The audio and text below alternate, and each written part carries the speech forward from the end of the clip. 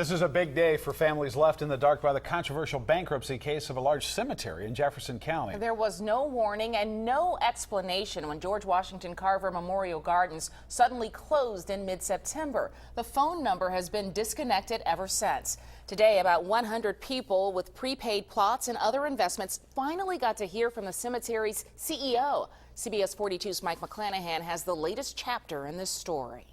Nearly 2 months after the cemetery first closed its office, the owner, the person in charge of the board of directors, went under oath. And for the first time, many of the people who purchased plots at George Washington Carver Memorial Gardens got to hear him speak.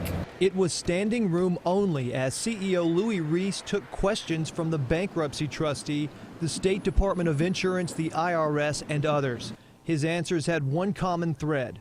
Reese stated that he wasn't involved in the day-to-day operations of the cemetery, but came in once a week to sign payroll checks. According to Reese, the cemetery manager, Marche Taylor, kept track of the plot and sales records, and its accountant handled the taxes and trust fund deposits, which stopped in April.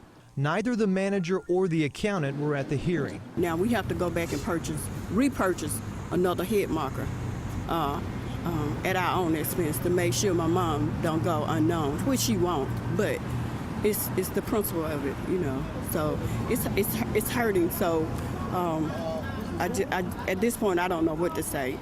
To me, the truth came out. Office managers, system managers, hands should be held responsible for what they have done to all us people out here. As for why it filed, Reese simply said the cemetery wasn't bringing in enough money. The investigation isn't over. The department expects to examine the records, and I mean, after that, we'll be in a position to know whether it was lackluster or not. I think we're going to get some type of justice out of it. The trustee says there are 4 potential buyers for the cemetery, increasing the odds it will stay open. Mike McClanahan, CBS 42 News.